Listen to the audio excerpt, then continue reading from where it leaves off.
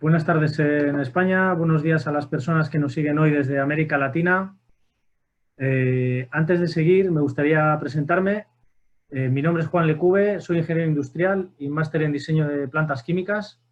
Llevo 18 años en el área de medio ambiente de IDOM y en la actualidad soy responsable de residuos y economía circular dentro de la organización.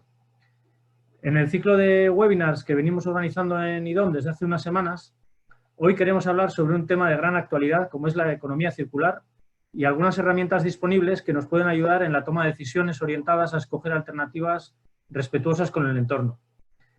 Hemos visto que el webinar de hoy ha tenido muy buena acogida, ya que tenemos más de 150 personas registradas y por ello quería empezar agradeciendo el interés mostrado y esperemos estar a la altura de las expectativas generadas. Bien, a lo largo de la sesión de hoy vamos a poder interactuar con vosotros de dos maneras. En primer lugar, podéis enviarnos vuestras preguntas a través del apartado de preguntas y respuestas y trataremos de responderlas al finalizar la presentación. Eso sí, por favor, no enviéis preguntas en la sección de chat, ¿vale? En segundo lugar, habrá momentos en los que os pediremos que tengáis el móvil a mano. ¿Y por qué el móvil? Porque vamos a utilizar una aplicación que se llama Mentimeter, que no hace falta descargar, para que podáis ser parte activa de la sesión. Entonces, si os parece, vamos a empezar por aquí.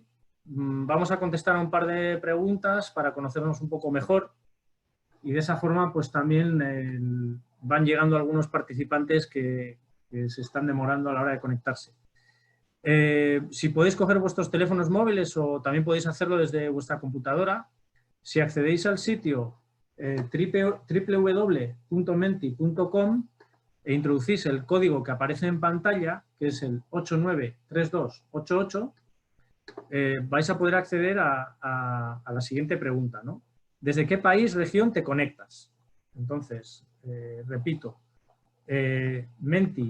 www.menti.com y el código es 893288.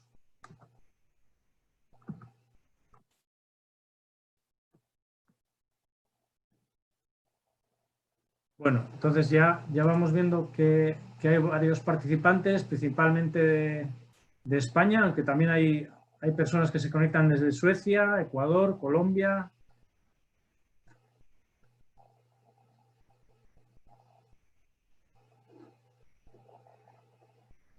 Valencia, País Vasco, Alemania, Galicia. Tenemos, vamos, tenemos gente conectada desde todos los lugares.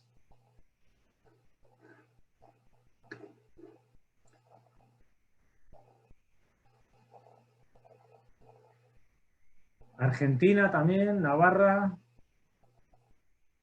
Perú, pero principalmente y por el tamaño vemos que la mayor parte de los participantes se conectan desde España y Colombia.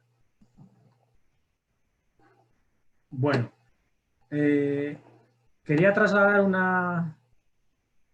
una segunda pregunta para conocer desde qué institución o a qué tipo de entidad pertenecéis, ¿no? Entonces, si podéis contestar, hay estas opciones que serían empresa pública, empresa privada, emprendedor, emprendedora, académico, académica, estudiante, otros. Entonces, bueno, parece que principalmente empresa privada, ¿no?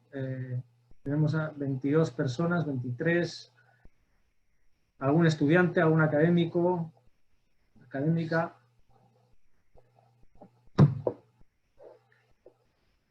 Empresa pública, me imagino que serán muchos de empresa pública de Medellín, que ya he visto algunos conectados, algunos amigos.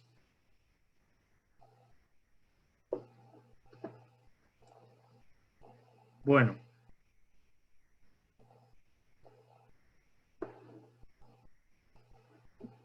Vale, vamos a pasar a la presentación. Vemos que principalmente la mayoría de vosotros y vosotras pertenecéis a empresas privadas.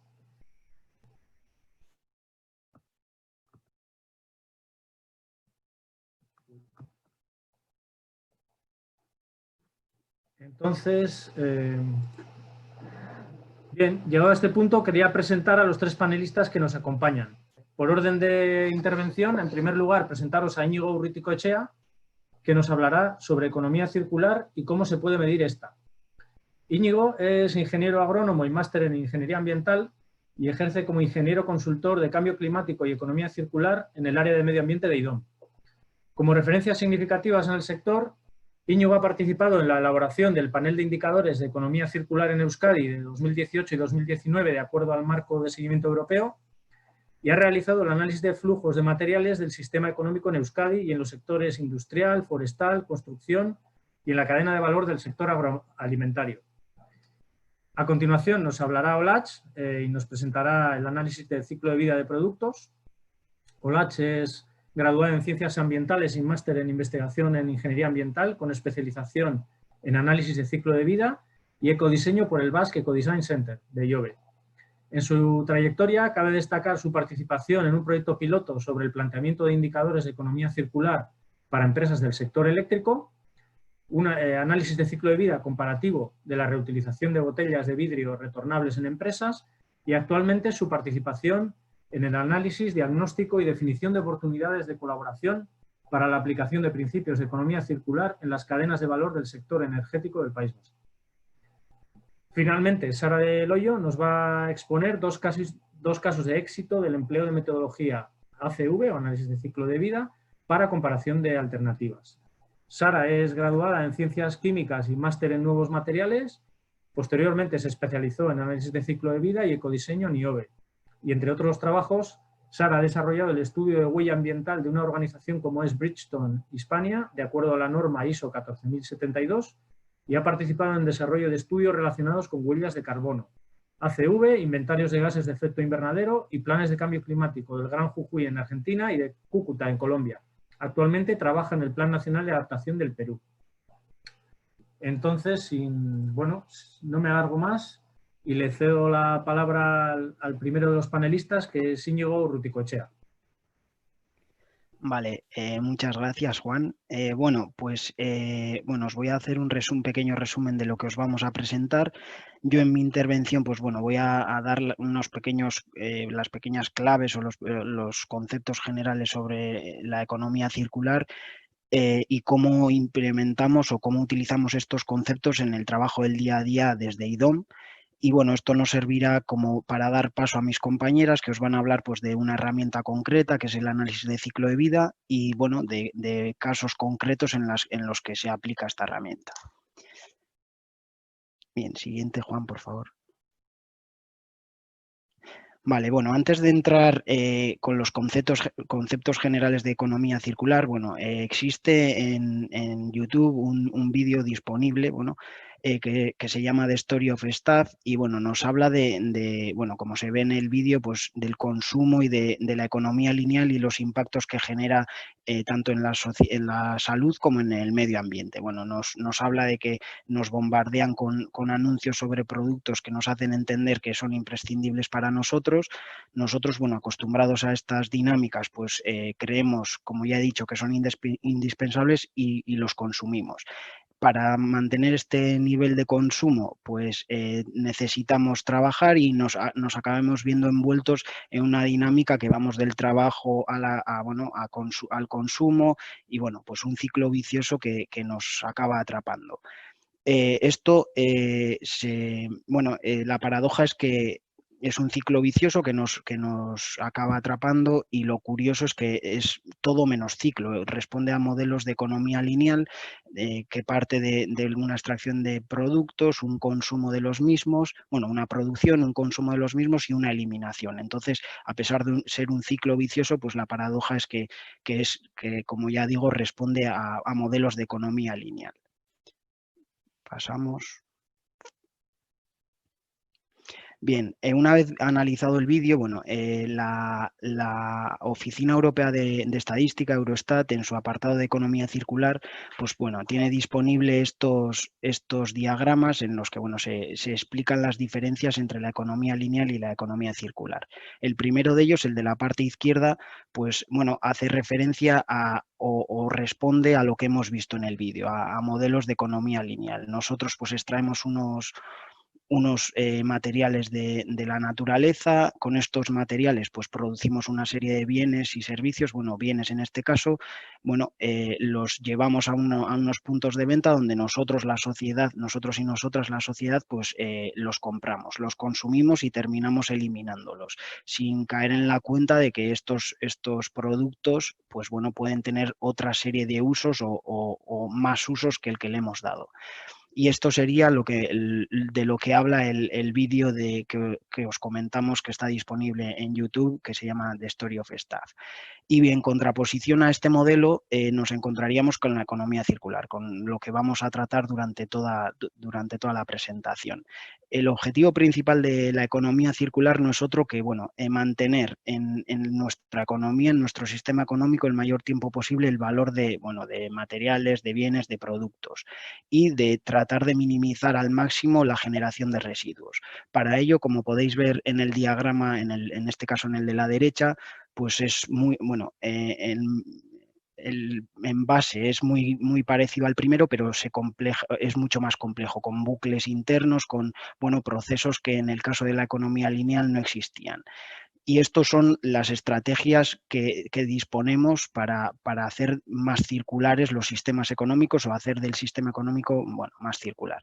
Y son muy variados, pero hay que caer en la cuenta o ser conscientes de que su potencial para hacer circular este sistema o productos o bueno, economías, pues son potenciales diferentes. De izquierda a derecha, las estrategias de la izquierda tendrían potenciales de circularidad mayor, como por ejemplo pues rediseñar el proceso productivo de un producto para que, bueno, al final de su vida útil podamos separar los diferentes componentes del producto y poder, pues bueno, reutilizarlos o reciclarlos. En otras estrategias con menos potencial de circularidad serían reparar o remanufacturar, que sería reparar un producto ya pues bueno, que ya está en el mercado, y remanufacturar, pues cambiar una pieza en mal estado por otra para que el producto pues tenga las mismas posibilidades o las mismas funciones que si estuviese nuevo. Y finalmente, a la derecha del todo, que bueno, sería una estrategia, pero en este caso no de circularidad, que sería la eliminación de los materiales. Este caso es la estrategia menos circular de todas, que bueno, en realidad no es circular. Siguiente, Juan. Bueno, esto es la teoría, y la teoría, bueno, en la práctica no es tan sencillo aplicarlo. Y bueno, en IDOM llevamos, bueno, la economía circular es una disciplina que no es del todo nueva, pero bueno, comparado con otras, pues sí se podría caracterizar por su novedad. Entonces, desde IDOM llevamos trabajando en ello en 3 escalas. Juan, por favor, a la siguiente. Llevamos trabajando años en intentar introducir conceptos de economía circular en proyectos que llevamos a cabo en el día a día, y lo hacemos en la actualidad a 3 niveles o a 3 escalas: a escala territorial, a nivel de organización o empresa, y a nivel de producto. Siguiente. Bien, a escala territorial, en 2018 la Unión Europea publicó un documento que es el Marco de Seguimiento de Economía Circular. En este documento, siguiente, Juan, por favor. En este documento, el documento analizaba el sistema económico de la Unión Europea a través de diferentes herramientas. La primera de ellas es el diagrama de Sankey, que bueno, analiza los flujos de materiales de todo el sector económico europeo. Bueno, analiza uno por uno los diferentes Estados miembros, pero al juntar la información de los diferentes Estados miembros, pues obtenemos la información relativa a la Unión Europea en su conjunto. Y bueno, pues el análisis o el diagrama de Sankey pues nos muestra todas las entradas de materiales a la Unión Europea, las salidas y la recirculación de materiales. Las entradas serían importaciones y extracción doméstica, además del material que se recircule como procesos de reutilización, reciclaje, relleno con materiales inertes. Bueno, pues estas tres entradas constituirían el material procesado por el sistema económico europeo.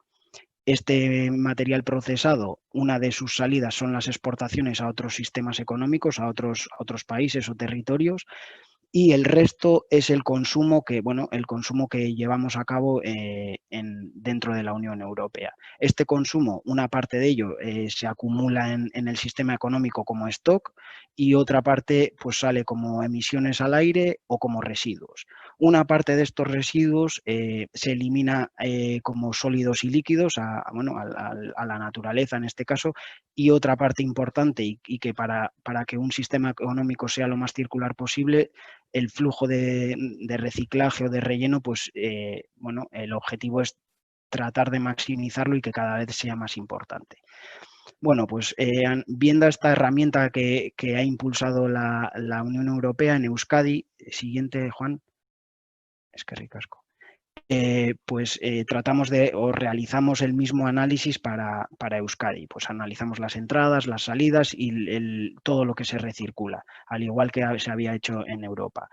Y bueno, creemos, y es así porque así lo estiman todos los territorios, es una herramienta muy, muy útil porque nos ayuda a conocer cuál es el funcionamiento del sistema económico en estudio y además nos permite monitorizar o hacer un seguimiento a través de una serie de indicadores de estos flujos. Posibles indicadores que se pueden obtener o posible información de este análisis es, por ejemplo, la productividad material, que no es más que el ratio entre el PIB, el Producto Interior Bruto, y el consumo doméstico de materiales de un territorio, y nos enseña la capacidad de un territorio para generar riqueza a partir del consumo de materiales. El objetivo en economía circular para un territorio sería aumentar este indicador, aumentar la productividad material y así generar mayor riqueza con el menor consumo de materiales posible. Otro indicador que nos puede mostrar este análisis y que de hecho nos muestra es la balanza comercial, que nos enseña cuánto de dependiente o independiente es un territorio respecto al exterior, y otros indicadores pues, importantes y que están estrechamente ligados a economía circular, pues serían las tasas tanto de reciclaje como de eliminación de residuos. En el caso de la tasa de reciclaje, pues bueno, como ya digo, en modelos de economía circular lo que se persigue es maximizar esta tasa de reciclaje. Siguiente. Bueno, he dicho que esta comunicación que sacó la Comisión Europea se basaba en varias herramientas. La primera era este análisis que acabamos de ver del diagrama de Sankey del conjunto de del sistema económico europeo, y el otro era nos planteaban un panel de indicadores, de 10 indicadores de economía circular. Con estos indicadores pues se mide, ya lo medíamos con el diagrama de Sankey, pero con estos indicadores nos facilitan el seguimiento de una serie de factores o de indicadores que miden cómo está cada uno de los territorios en ese proceso de hacer más circular o tender a la recirculación de una economía o de procesos. Y algunos de los indicadores serían compra pública verde, un territorio será más sostenible y circular si incluye criterios ambientales en sus compras públicas, la tasa de reciclaje, como ya digo, territorios circulares o con sistemas económicos circulares tenderán a maximizar o a incrementar estas tasas de reciclaje. El comercio de materias primas reciclables, pues igual, países circulares o con sistemas económicos circulares tendrán un mayor comercio de estas materias primas secundarias o recicladas. Y otro ejemplo sería el número de personas empleadas en sectores de economía circular. Siguiente, Juan. Vale, esto sería a nivel territorial. A nivel organización es algo muy similar. Siempre que veamos un territorio como una organización, pero a escala mayor.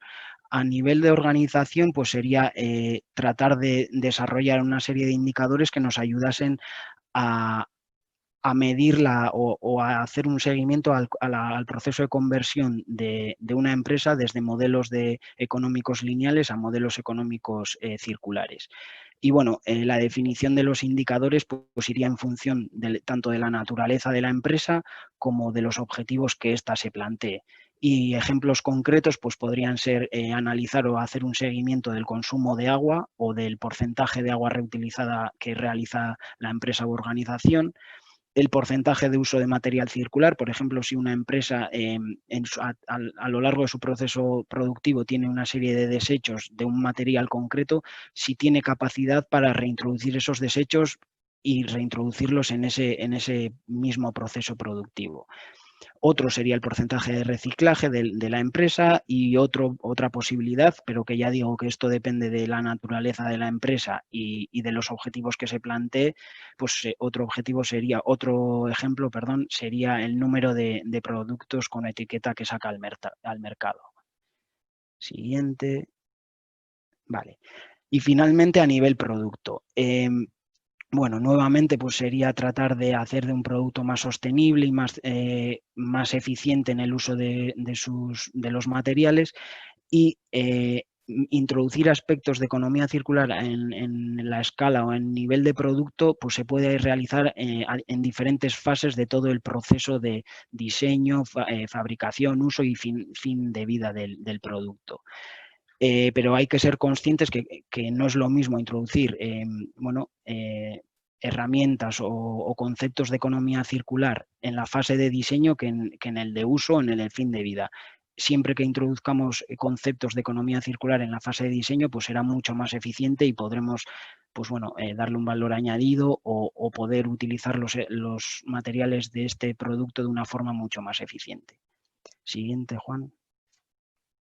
Bien, este es un ejemplo de a nivel de objeto o de producto cómo se introducen conceptos de economía circular. Esto es un comedor de universidades y de hospitales en Estados Unidos y decidieron, visto que muchos de los estudiantes o usuarios del hospital pedían para llevar las comidas, pues decidieron reemplazar los envases de un solo uso por otros envases reutilizables o como se ven en el vídeo, por envases o tuppers de plástico.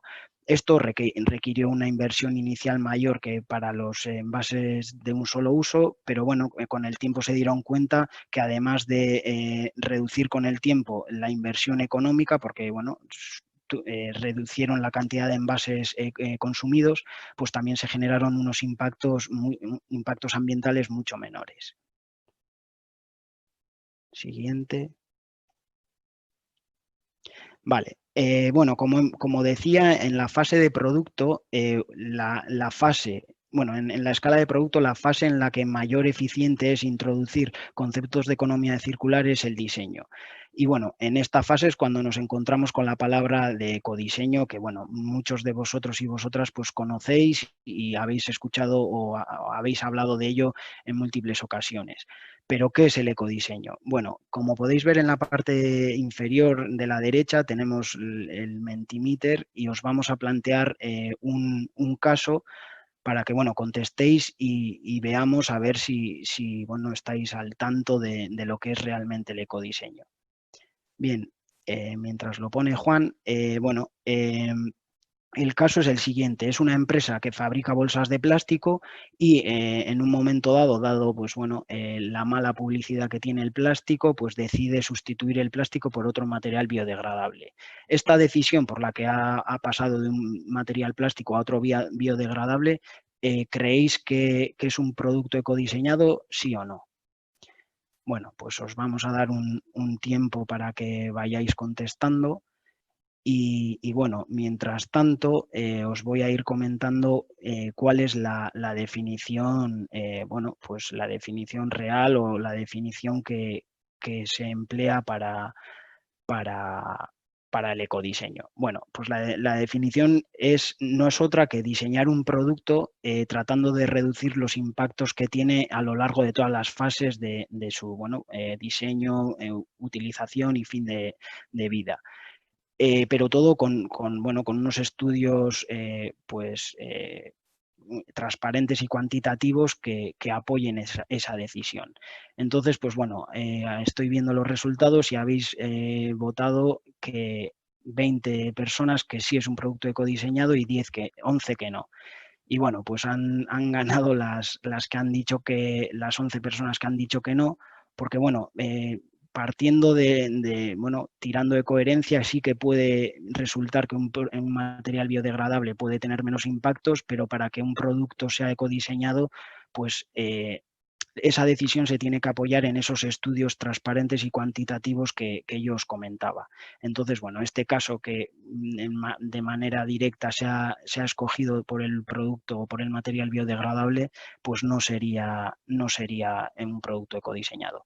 Y bueno, actualmente existen una serie de manuales prácticos, por ejemplo, el gobierno vasco tiene uno publicado, una metodología por pasos, en este caso 7.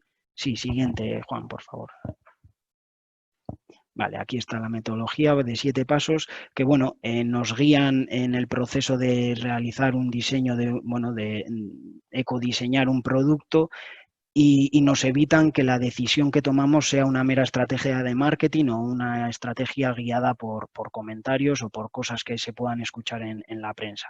Y todo pues apoyados o sustentados en estudios transparentes y cuantitativos. Bien, siguiente, Juan. Gracias. Vale, esto por una parte, el ecodiseño. Por otra parte está el greenwashing y que estaría en la otra parte de la balanza, en el otro lado de la balanza. El greenwashing son estas estrategias o meras estrategias de marketing o publicidad que comentaba que no se sustentan en estudios transparentes y cuantitativos. Y todos recordamos, o seguramente que casi todos recordemos, el caso de Volkswagen, que nos vendían un diésel limpio con menos emisiones o con pocas emisiones y bueno, pues como digo, recordamos el escándalo que se levantó por los motores diésel y bueno, que en realidad los habían trucado para tratar de mostrar menores emisiones contaminantes que las que realmente producían. Y esto pues sería una práctica de greenwashing. Siguiente. Bueno, otro claro ejemplo de greenwashing pues serían estos pañales. El envase nos muestra que son unos pañales puros y naturales, realizados con algodón orgánico, hipoalergénicos y que se realizan o que contienen aloe vera y vitamina E. Y bueno, además de todo eso, pues está con hojas verdes, con una niña muy simpática en el campo. Y todo nos puede empujar a pensar pues, que es un producto eco y que lleva un estudio o un ecodiseño detrás que sustente esta elección. Pero bueno, si llegamos a la realidad es que es un material no valorizable y que acaba en vertedero como el resto de opciones de pañales del mercado. Siguiente. Y bueno, pues como se ve nuestro amigo Trump, pues bueno, todos hemos visto muchos ejemplos de este tipo, de esta práctica de greenwashing, y para evitar estas prácticas o para evitar caer en estos errores, pues bueno, existen una serie de herramientas. Una de ellas es el análisis de ciclo de vida que nos muestra o nos facilita o nos hace disponible tener una serie de argumentos o estudios transparentes para tomar una decisión pues, correcta y no teniendo en cuenta comentarios cosas que puedan aparecer en los medios de comunicación. Y para explicaros o daros más detalles sobre el análisis de ciclo de vida, pues bueno, paso la palabra a mi compañera Olatz, que os va a dar más detalles sobre el mismo. Vale, pues muchas gracias, Íñigo. Yo voy a pasar a explicaros un poco en qué consiste el análisis de ciclo de vida, que como hemos dicho, para no caer en campañas de greenwashing, pues es una herramienta que nos sirve para hacer un cálculo cuantitativo sobre el impacto ambiental. En este caso yo os voy a explicar la parte de producto que es más simple de entender y luego os hará pasar a explicaros la parte de organización. Entonces, ¿qué sería el análisis de ciclo de vida? Pues sería el cálculo del impacto ambiental de un producto. Es decir, no se tendría en cuenta únicamente el producto en sí, su uso, sino que se tendría en cuenta desde la cuna, es decir, desde donde se extraen los materiales para hacerlo, hasta la tumba, que sería pues, la gestión final. Pero no es únicamente eso lo que se tiene en cuenta, sino que también se tienen en cuenta todos los procesos transversales. Es decir, por ejemplo, para extraer los materiales, para hacer esa botella, vamos a utilizar una maquinaria, energía, eso también se va a tener en cuenta. O, por ejemplo, en el caso de la fabricación, pues se va a tener en cuenta tanto la construcción de la fábrica como el desmantelamiento. Todo eso va a ir incluido en el impacto que calculemos del producto. Puedes pasar a la siguiente. Vale, ¿cómo vamos a hacer este cálculo? Pues para hacer este cálculo hay varias metodologías disponibles. Entre ellas, yo os voy a explicar la de Recipe, que es probablemente la más utilizada. Recipe tiene la opción de calcular 18 categorías de impacto. Aquí os muestro algunas de ellas. Por ejemplo, una de las más conocidas es el potencial de calentamiento global, que se mide en kilogramos de CO2 equivalente, pero también hay otras muy utilizadas, como por ejemplo pues la disminución de los recursos hídricos, que se mide en metros cúbicos, o el consumo de recursos minerales, que se mide en kilogramos de hierro. Puedes pasar a la siguiente. Vale, pero antes de empezar pues explicando un poco cómo funciona o cómo se hace un análisis de ciclo de vida, a mí me gusta ir un poco hacia atrás en la historia y ver cuándo empezó todo esto. Entonces, tenemos conocimiento de que el primer análisis de ciclo de vida se hizo sobre el consumo energético en 1960.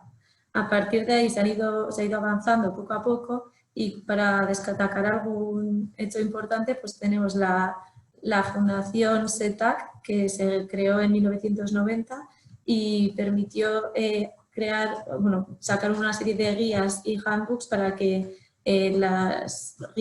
los impactos, que para el cálculo de los impactos estuviesen estandarizados, para que todo el mundo utilizásemos los mismos. Un poco más adelante, en 1994, se crearon las normas ISO, que fueron más adelante renovadas en el año 2006, creándose así normas específicas internacionales para el análisis del ciclo de vida. Estas normas son la 14.040 y la 14.044. Y finalmente, también en el año 2012 se creó la Plataforma Europea sobre Análisis de Ciclo de Vida, que también tratará de la homogeneización metodológica y de tratamiento de los datos. Puedes pasar.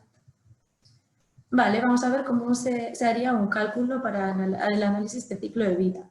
En primer lugar, tendríamos que definir qué es lo que queremos analizar, por ejemplo, en el caso de un producto, y conocer cuáles son todas las entradas y salidas de ese producto. ¿Con qué quiero decir con entradas y salidas? Pues entradas materiales o entradas de energía. Y estas entradas y salidas tienen que estar cuantificadas, es decir, necesitamos las cantidades. Una vez recopilados todos estos datos, pasaríamos a la segunda parte, que sería al análisis de estos datos. Para ello existen herramientas tipo SIMAPRO o LCA Manager que tienen una base de datos en las que permiten calcular el impacto de todas esas entradas y salidas y procesos que hay entre medio que van a ser parte de nuestro producto. Una vez hecho el análisis dentro de estas herramientas, pasaríamos a la fase de interpretación. Con los datos obtenidos a partir de las herramientas, pues tendríamos la capacidad de tomar decisiones de en qué parte del producto podríamos hacer cambios para tener un menor impacto o incluso comprar otros productos parecidos para ver cuál sería mejor o tendría menor impacto. Vale, pues una vez visto esto, vamos a pasar a un caso práctico. Para eso os vamos a volver a pedir que entréis en Mentimeter y os vamos a hacer otra pregunta. Como podéis ver, el caso es un caso muy simple, es una simple botella de agua que únicamente tiene 3 materiales. Tendríamos el tapón metálico, la botella de vidrio y el agua en sí. Entonces, en la pregunta que os hacemos, os pedimos que nos indiquéis cuál creéis que es el orden de mayor impacto a menor impacto de estos 3 elementos. Tenéis tiempo, así que tenéis que andar rápidos.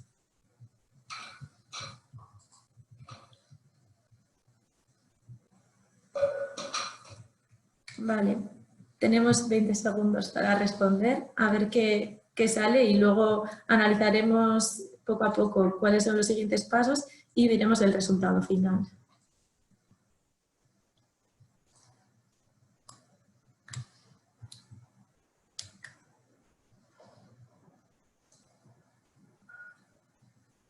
Vale, se ha acabado el tiempo. Vale, pues en este caso el ganador es el que menos votos ha obtenido. El orden sería botella, luego el agua y luego el tapón. Pero bueno, quedaros con esto que ahora vamos a explicar por qué es este orden. Puedes volver a la presentación.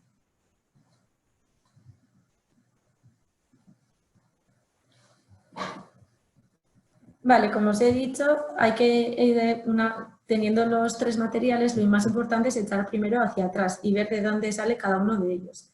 Entonces, por ejemplo, para la botella, tenemos que tener en cuenta que ha habido una extracción de minerales, se ha necesitado de energía para fabricar la botella y se ha transportado hasta la embotelladora para finalmente ser rellenada, ¿no?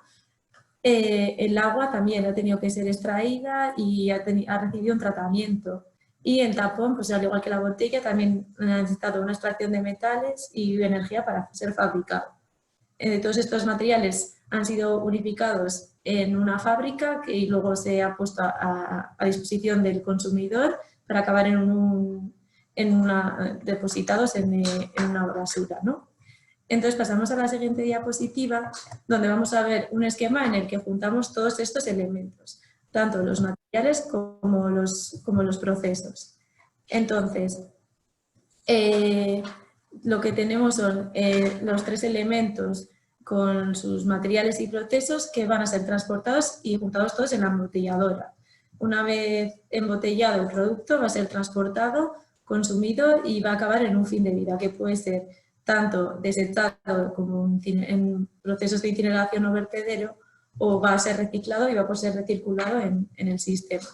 Pues con todos estos datos vamos a pasarlos a SIMAPRO. Juan, por favor, ¿puedes pasar la diapositiva?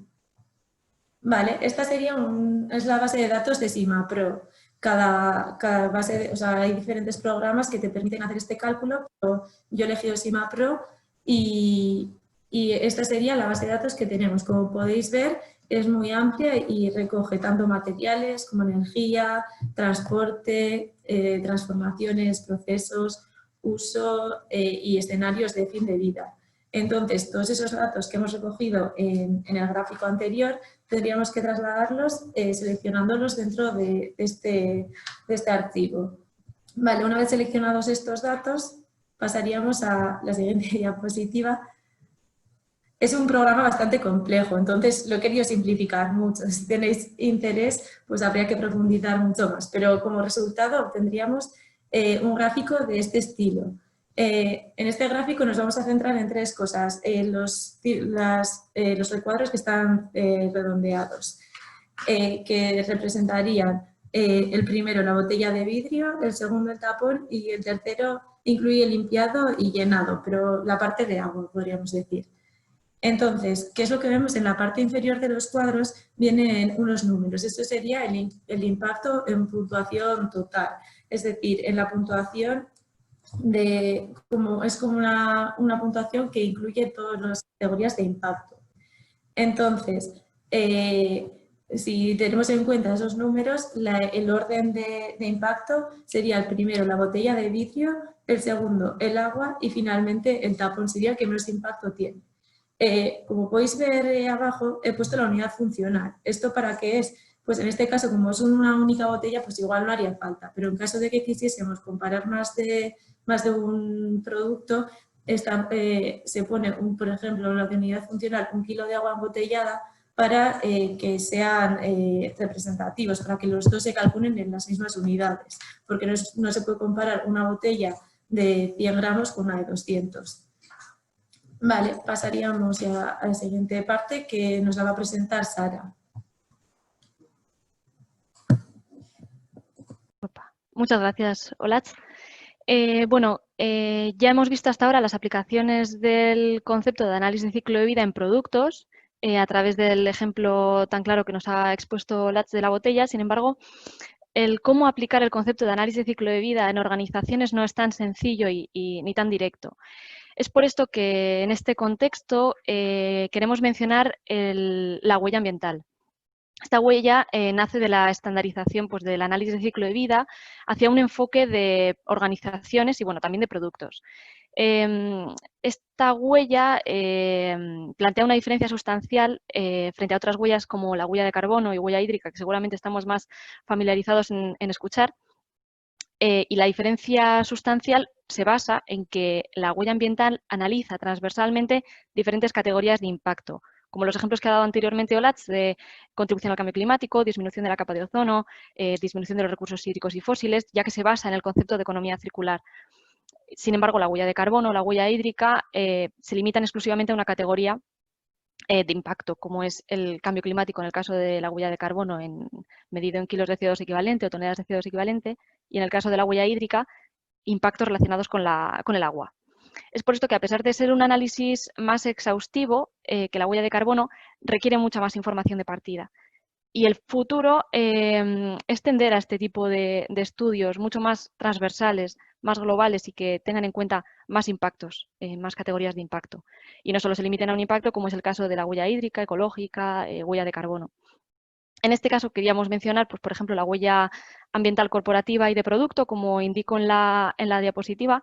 La huella ambiental corporativa es una medida multicriterio, se basa en los principios de análisis de ciclo de vida y busca analizar el comportamiento ambiental de una empresa que proporciona bienes o servicios con la perspectiva de todo el ciclo de vida, igualmente. En este caso, podemos mencionar la normativa ISO internacional, la 14072. También desde la Comisión Europea se está impulsando a través de la publicación de guías como la que indico en la diapositiva, y también la Life Cycle Initiative ha publicado una guía de análisis de ciclo de vida en organizaciones con este enfoque corporativo. También mencionar la huella ambiental de producto, que desde recientemente también está adquiriendo una cierta relevancia a nivel internacional, desde que la Comisión Europea se ha puesto a publicar a principios de 2019, creo que empezó a publicar, una serie de normas que se denominan reglas de categorías de producto, las cuales son documentos específicos por sectores y por productos que establecen las reglas y los pasos para desarrollar huellas ambientales de producto. De esta forma se puede asegurar la comparabilidad entre diferentes usuarios que lleven a cabo el análisis de un mismo producto. En la diapositiva os indico algunas de las que ya están publicadas, como son el sector de la cerveza, el vino, el agua embotellada, productos lácteos, incluso algunas prendas de ropa. Y la tendencia es que la Comisión Europea siga publicando más reglas de categorías de producto, pudiendo establecer diferentes documentos para cubrir varios sectores y poder dar apoyo a los usuarios que lleven a cabo los análisis de huella ambiental. De hecho, ya se publicó el año pasado una entrevista en la que se hablaba de la importancia y el impulso que se le quiere dar desde la Comisión Europea a la huella ambiental a través de su inclusión en políticas nuevas o antiguas. Incluso en la etiqueta ecológica de la Unión Europea también se mencionó, en la contratación pública verde para dar apoyo y transparencia en la comunicación de los impactos ambientales, incluso en reivindicaciones ambientales, etc. A continuación, ya habiendo mencionado todos los conceptos de análisis de ciclo de vida, huella ambiental y todo lo que han comentado mis compañeros, queríamos mostraros un par de ejemplos de casos de éxito en los que hemos empleado la herramienta de análisis de ciclo de vida. Vamos a mencionar uno a nivel internacional, como es el caso del análisis de ciclo de vida de la generación de energía nuclear frente a otros sistemas de generación en Chile. y el análisis de ciclo de vida comparativo de la gestión de residuos domiciliarios y comerciales en Guipúzcoa, aquí en el País Vasco. Voy a empezar por el de la energía nuclear en Chile. En este caso se hizo un análisis de ciclo de vida desde la extracción del uranio, es decir, de la materia prima, pasando por todo el ciclo del combustible hasta la operación normal de la planta, es decir, con un enfoque de la cuna a la puerta, desde la extracción de la materia prima hasta que la energía sale por la puerta de la planta. Se analizaron pues, las 18 categorías de impacto que nos determina RECIPE y se analizaron diferentes tipos de tecnología de generación de energía nuclear, reactores de agua pesada, de agua ligera y otros que son más pequeños, reactores modulares. Y vimos pues, cuáles son las diferencias en las diferentes categorías de impacto que el análisis de ciclo de vida nos permite analizar. En este caso solo se tomó este alcance, ya que el objetivo era comparar este tipo de generación con otros tipos de generación eléctrica y las principales diferencias en los impactos ambientales iban a estar en estas fases, en las fases realmente de la producción de la energía. A partir de que el kilovatio hora, como si dijéramos, sale de la planta, se establecen pues, fases más comunes, pues, como en el caso de la fotovoltaica o diferentes tecnologías tradicionales. Una vez se analizaron los impactos de la generación, de los diferentes tipos de tecnología de generación de energía nuclear, se compararon con estudios ya existentes en bibliografía de análisis de ciclo de vida de otros tipos de generación, como fueron la fotovoltaica, las térmicas convencionales y la eólica. Y este fue la aplicación en este caso. Y también queríamos mencionar el siguiente caso. Juan, por favor, pasamos de diapositiva. En este caso, se empleó la herramienta de análisis de ciclo de vida para comparar dos sistemas de gestión de residuos. El sistema de gestión de residuos actual frente al, actual en ese caso, frente al escenario futuro una vez se pusiese en marcha un nuevo centro que se iba a construir, un nuevo centro medioambiental que se iba a construir en Guipúzcoa. Podemos ver en la diapositiva el alcance del escenario actual en el que se muestra el sistema de gestión de los residuos en Guipúzcoa. Primero, los residuos salían de las estaciones de transferencia, la fracción orgánica pasaba a diferentes plantas de tratamiento de biorresiduo, la fracción resto iba a vertedero. Los rechazos de los envases también y luego los lodos de depuradoras pues iban a un destino para agricultura. Si pasamos a la siguiente diapositiva, porfa. Vemos el alcance del escenario futuro, es decir, en el caso que los residuos, en lugar de los destinos que he comentado anteriormente, iban todos a este nuevo centro medioambiental donde se separaban y donde se trataban. Este centro medioambiental estaba basado en una primera fase basado en una planta de valorización energética y una segunda fase de tratamiento del biorresiduo y de la maduración de las escorias que salían de la fase de la planta de valorización energética. Estos dos fueron los escenarios que se compararon. De hecho, en el escenario que os he enseñado anteriormente, el escenario actual, se simularon dos vertederos diferentes en puntos muy diferentes de la geografía para ver cuánto de importante era el impacto del transporte, de transportar los residuos a un vertedero que estuviese pues, a una distancia del núcleo urbano frente a otro que estuviese a muchos más kilómetros. Y en la siguiente diapositiva podemos ver un aglutinado de los resultados y podemos ver aquí cómo las dos barras azules muestran el impacto del escenario actual, el basado en vertedero, y vemos que es mayor el impacto que en el escenario en el que ya se había construido el centro medioambiental. Principalmente la diferencia vimos que estaba basada en la poca optimización del transporte, ya que los residuos tenían que llevarse muy lejos a diferentes vertederos, a diferentes plantas de compostaje. Sin embargo, en el nuevo centro medioambiental todo iba a un centro bastante más cercano del núcleo urbano y aparte se empleaban los residuos para generar energía eléctrica que luego se vertía a la red, lo cual también se consideraba como un beneficio en todo el ciclo de vida. Y bueno, estos dos son dos ejemplos bastante diferentes entre sí que muestran la aplicabilidad del análisis de ciclo de vida, no solo en productos, sino también en otro tipo de sistemas, y bueno, que pueden dar información ambiental transparente y cuantitativa a la hora de pues, tomadores de decisiones pues, que puedan basarse en estudios transparentes y y con cierto rigor.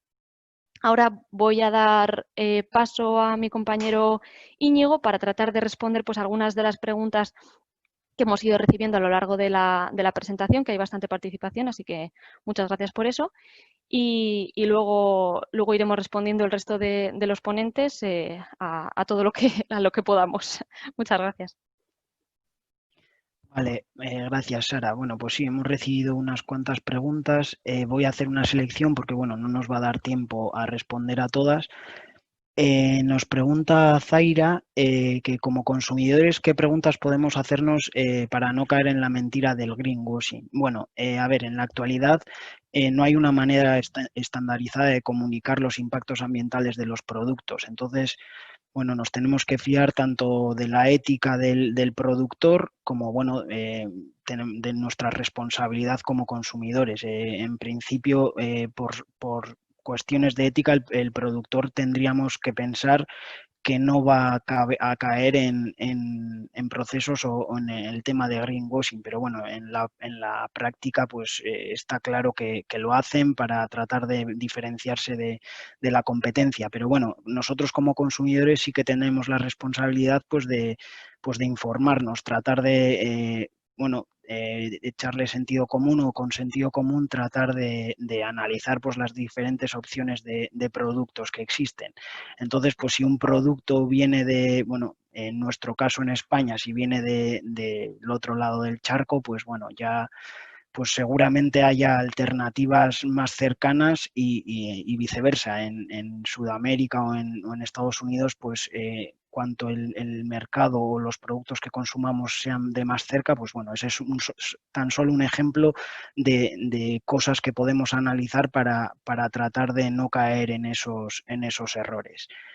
Y eso, bueno, eso sería la respuesta a una de las preguntas. Otra pregunta que nos hacen, nos pregunta un tal, bueno, pone Cancio, ¿están llevando a cabo desde IDOM algún proyecto o estudio relacionado con economía circular? ¿O algún ejemplo? ¿A qué tipo de cliente, empresa o administración? Pues bueno, sí, estamos realizando trabajos, como ya, bueno, en la presentación he hablado del trabajo que hemos realizado para el gobierno vasco, analizando el sistema económico vasco. Algunas otras administraciones también se han interesado por el trabajo. Y en cuanto a la empresa privada, pues sí, estamos realizando o hemos realizado algún que otro trabajo. Por ejemplo, una empresa de fabricación de trenes, pues se presentó a un concurso público para la fabricación de de 2 lotes, creo que eran de trenes, y la oferta requería pues incluir un análisis de impactos sobre el medio ambiente. Y un apartado fue analizar los aspectos de economía circular. Y con este apartado pues analizamos una serie de indicadores de economía circular, como los que he presentado antes, pues las tasas de reciclaje a la hora de fabricar los trenes o los vagones, bueno, una serie de indicadores que, dado el resultado que se obtenía positivo, pues nos servían para bueno, diferenciarnos o ponernos por delante de la posible competencia que se presentase a la oferta. Y otro ejemplo, pues es una empresa de generación de energía que, bueno, está intentando crear su estrategia de sostenibilidad y, bueno, además de apoyarles en sus objetivos para ser neutros en carbono, pues también, bueno, estamos tratando de diseñar una estrategia de economía circular para ser más eficientes en la utilización de los materiales.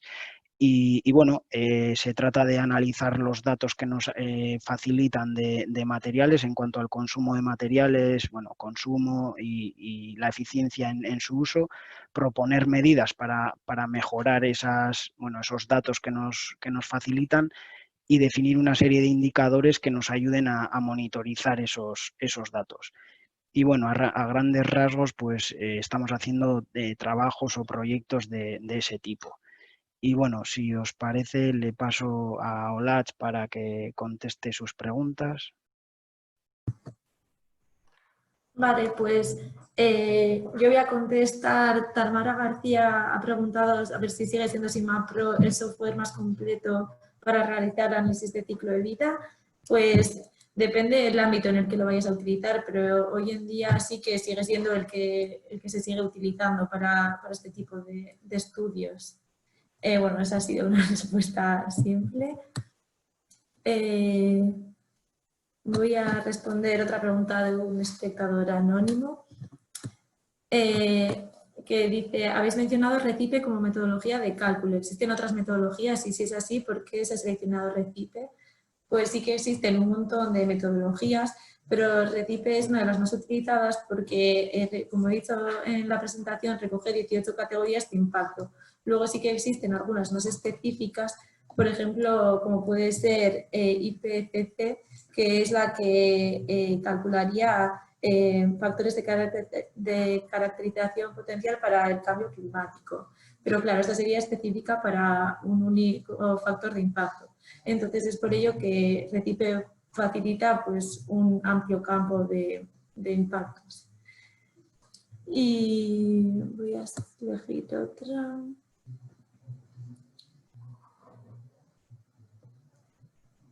No encuentro. Si quieres voy contestando yo alguna de las preguntas, que tengo algunas preseleccionadas y así damos un poco de tiempo para leer todas porque han sido varias y es difícil dinamizar mientras se presenta y se van leyendo las preguntas. Vale, gracias. Nada. Bueno, yo tengo una seleccionada que por qué si la huella ambiental ofrece un análisis mucho más completo que la huella de carbono, esta última tiene tanto reconocimiento y está tan extendida. Bueno, pues sí es cierto que de un tiempo a esta parte hay mucha más información y mucho más conocimiento de que las empresas, organizaciones y productos reportan sus gases de efecto invernadero a través de la huella de carbono. En primer lugar, mencionar que la problemática del cambio climático es un problema evidente y la primera forma de reducir nuestro impacto es medir, y la herramienta más sencilla y más rápida es posible que sea la huella de carbono. ¿Por qué actualmente está más extendido el uso de la huella de carbono? Pues puede ser por varios motivos, pero principalmente porque es mucho más simple su cálculo respecto a una huella ambiental. Los datos de partida o los datos de entrada necesarios para llevar a cabo un estudio de huella ambiental son mucho más exhaustivos y requieren una recopilación de datos mucho más intensa. Por lo tanto, las empresas y las organizaciones tienden a dedicar sus esfuerzos a algo que sea más rápido de calcular y más directo el resultado. Sin embargo, pues sí que hay una recomendación de que se tienda a estudios más exhaustivos y que lleven a cabo pues, estudios más completos y no nos limitemos solo al problema del cambio climático. Así rápidamente contestar a otra también, porque es que son varias las que queremos intentar cubrir. Hay otra pregunta que dice que dado que la huella ambiental es más compleja de calcular, ¿en qué caso sería más conveniente calcular otro tipo de huella? Esta es muy buena pregunta porque si se quieren optimizar esfuerzos, si ya sabemos, tenemos preidentificado que una empresa, una organización o un proceso en particular tiene una gran contribución al cambio climático por sus características, igual es más recomendable optimizar el cálculo y directamente optar por la huella de carbono y no perder esfuerzos en una huella ambiental cuando ya sabemos que nuestro principal impacto, o tenemos preidentificado que nuestro principal impacto es las emisiones de gases de efecto invernadero, como puede ser una planta pues, térmica convencional a carbón. Ya tenemos identificado que uno de los principales impactos va a ser la contribución de gases de efecto invernadero. En esos casos es recomendable tirar por un cálculo de huella de carbono, por ejemplo, antes que hacer uno de huella ambiental. Sin embargo, siempre es recomendable empezar por el cálculo más sencillo y luego, pues, si se quiere llegar a un estudio más exhaustivo, pues empezar por huella de carbono y luego pasar a huella ambiental. No sé si Olaz tiene alguna pregunta más identificada, si no puedo seguir contestando yo. Sí, yo tengo otra identificada. Por ejemplo, pregunta también un espectador anónimo relacionado con el ecodiseño que se ha mencionado al comienzo de la presentación. ¿Qué medidas de ecodiseño podría proponerse para el ejemplo de la botella? Vale, pues hemos identificado que la botella tiene 3 partes: el tapón de metálico, la botella de vidrio y el agua. Y el orden de de impacto de mayor a menor sería primero la botella de vidrio, luego el agua y finalmente el tapón. Entre estos tres elementos, el de mayor impacto es el de la botella de vidrio, entonces pues, sería en la parte de la botella en la que tendríamos que incidir. ¿Cómo lo haríamos? Pues una de las opciones sería reducir la cantidad de material, hacer la botella más fina o intentar utilizar la mayor cantidad de vidrios reciclados, serían unas de las opciones. En la parte del agua, pues obviamente no se puede hacer nada porque es la parte que vamos a consumir. Y en el tapón, pues básicamente lo mismo. Se podría intentar cambiar el material por uno más sostenible o también reducir la cantidad, pues utilizando menos cantidad de metal, por ejemplo. Y no sé si tenéis alguna pregunta más que queréis responder. Sí, a ver, para mi parte sí que he localizado dos preguntas más, bueno, bastantes, unas cuantas más, pero bueno, me va a dar tiempo a contestar a dos. Mariano nos pregunta o nos dice que la economía circular tiene... Vaya, se ha movido. La economía circular tiene una vertiente social aparte de la ambiental. Y nos pregunta a ver si realizamos indicadores para esta otra vertiente de la herramienta. Vale, a ver, ya he estado hablando en mi intervención acerca de la comunicación de la Comisión Europea y del panel de 10 indicadores de economía circular que publicó. Sí que es cierto que la mayoría de los indicadores no trata sobre temas sociales, pero como hemos hemos indicado en la presentación, uno de ellos sí que hace referencia al número de empleos que crea el sector de la economía circular. Y bueno, claro, nosotros al realizar o al replicar el trabajo para el País Vasco, pues analizamos este indicador y lo calculamos y vimos cómo la introducción de actividades de economía circular, cómo crea nuevos puestos de trabajo para la sociedad. Y bueno, no solo en economía circular, pero trabajamos también en el desarrollo de indicadores para otros ámbitos y lo característico del tema es que los indicadores van al gusto o a las necesidades de cada uno de los proyectos. Entonces, bueno, en otros trabajos de medio ambiente también hemos desarrollado indicadores sociales que, en función de las necesidades y de la naturaleza del proyecto no habría ningún problema en describir o en desarrollar. Y otra de las preguntas es, desde el punto de vista de un empresario, nos preguntan a ver si aplicar la economía circular en el desarrollo de un nuevo producto supone una mayor inversión o, por el contrario, puede llevar a ahorros económicos. Bueno, pues viendo el vídeo que hemos visto del comedor de las universidades y del hospital, pues ya hemos dicho pues, que la inversión económica inicial, pues introduciendo estos conceptos de economía circular suele ser más elevada, pero que luego se comprueba que hay un retorno económico o que a la larga sale más eficiente. Y no solo en términos económicos, sino también pues contribuimos a reducir los impactos ambientales, que es algo a tener muy en cuenta también. Bueno, si no tenemos más preguntas, Juan, si quieres, para finalizar, te cedemos la palabra. Bueno, tenemos 5 minutos más. No sé si queréis contestar, porque han quedado algunas todavía. Vale, yo igual puedo contestar ¿Cerramos? una que he visto por aquí acerca de las declaraciones ambientales de producto, que comentaban que sí que ofrecen información al consumidor para comparar productos. Es lo que actualmente existe a nivel internacional para comparar cuán verde puede ser un producto y evitar el greenwashing.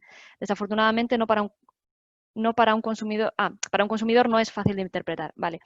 Estoy bastante de acuerdo con lo que comenta Jenny, pero sí que es cierto que a nivel de usuario, a nivel de, pues diciéndolo coloquialmente, a nivel de cuando vas a comprar al supermercado, es difícil para un usuario que no tenga absolutamente ningún conocimiento en este sentido interpretar etiquetas o ecoetiquetas, y también es cierto que no hay un estándar internacional que nos diga, pues todos los productos tienen que dar la información así, tienen que reportar las gases de efecto invernadero durante su producción así, asá. Entonces, es lo que queríamos tratar de comentar anteriormente, que ha contestado Íñigo previamente, no hay un estándar que sea claro, como un semáforo o como un código de colores que al consumidor, pues al de la calle, que no tenga por qué tener ningún conocimiento en el campo medioambiental, pueda interpretarlo. Y yo creo que los esfuerzos deben ir en este sentido a la hora de pues, trabajar en un indicador o en un código de colores, como se hizo en su día con la información nutricional, que se hizo un semáforo de colores, para que cualquier persona pueda interpretarlo. Y bueno, este es en ese sentido en el que podríamos pues, trabajar. Y no sé cuál más contestar, es que hay varias.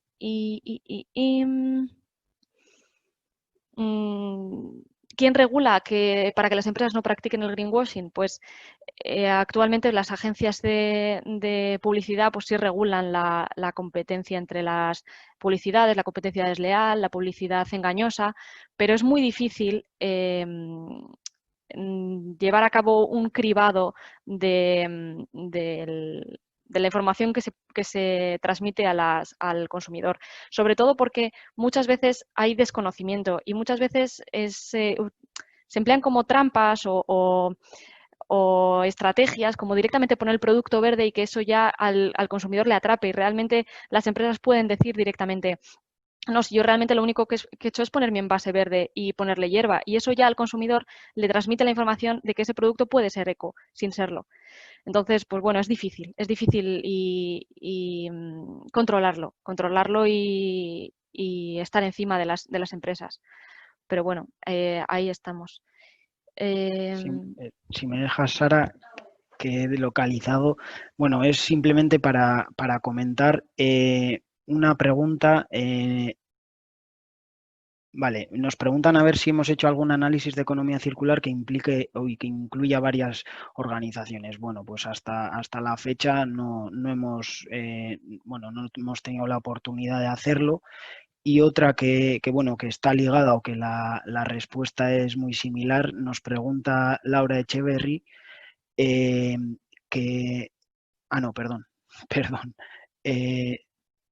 nos pregunta Almudena Hernández que si tenemos experiencia en trabajos de economía circular en puertos o autoridades portuarias. Pues bueno, la respuesta es igual que la anterior, no. Y las digo juntas porque, bueno, hasta el momento, bueno, como ya he dicho en la intervención o en la presentación, la economía circular se viene trabajando desde hace tiempo, pero bueno, en sí es una disciplina bastante nueva, y desde el sector privado todavía no hay mucha demanda. O sea, no lo han interiorizado del todo, entiendo, y no demandan pues estudios de economía circular para mejorar la eficiencia de sus procesos productivos o incluso para diferenciarse respecto a la competencia. Pero bueno, nosotros ya hemos empezado ese camino y bueno, estamos encantados de seguir por él y tratando de tener las más experiencias en el campo y bueno, pues encantados de hacer trabajos de ese estilo. Bueno, pues si os parece, cerramos ya porque nos quedan un par de minutos. En todo caso, visto que hay muchas preguntas que han quedado sin contestar, os he dejado en pantalla los correos electrónicos de los 4. Podéis escribirnos a cualquiera de nosotros que nosotros nos encargamos de daros una respuesta y que nos coordinamos internamente. Entonces, bueno, quería aprovechar para resumir un poco los temas que hemos hablado en esta sesión que ha durado poco más de una hora. De Íñigo hemos aprendido que la economía circular se puede medir y se puede medir en territorios, en organizaciones y en productos, empleando una serie de indicadores. También nos ha introducido conceptos como el ecodiseño y prácticas como el greenwashing. A mí, desde luego, no se me olvida por la imagen de Trump que venía detrás. Olach nos ha enseñado la metodología de elaboración de análisis de ciclo de vida y su aplicación a un producto concreto, como es el agua embotellada. Finalmente, Sara nos ha contado la importancia de calcular la huella ambiental de las organizaciones y productos a través de una metodología que aglutina la huella ecológica, la huella hídrica y la huella de carbono. Y además nos ha presentado 2 casos de éxito en la aplicación de metodología CV. Uno para la comparación de alternativas de generación de energía en Chile y un segundo para valorar diferentes escenarios de gestión de residuos en Guipúzcoa, en Euskadi, en España. Quería agradecer a los 3 panelistas de hoy, a Íñigo, Lachi y Sara, por haber estado hoy aquí, también a los compañeros y compañeras que han permitido que este webinar haya tenido lugar, como a Maya Viana y Ander Pomposo, y sobre todo a vosotros y vosotras que nos habéis acompañado hoy y habéis participado activamente en la sesión y nos habéis trasladado pues, unas preguntas muy interesantes, ¿no? Finalmente, quiero deciros que recibiréis un cuestionario para valorar la sesión y os agradeceríamos si pudierais rellenarlo pues, para poder seguir mejorando en próximos webinars, ver si realmente os ha parecido interesante y queréis que organicemos algún otro centrado en una temática similar o que, bueno, que pueda tener relación. No quiero alargarme más. Gracias a todos y todas y que paséis un buen día. Bueno, Gracias. Íñigo. Muchas gracias a todos. Lo he dicho, muchas gracias. Pasar buen día. Gracias. Gracias.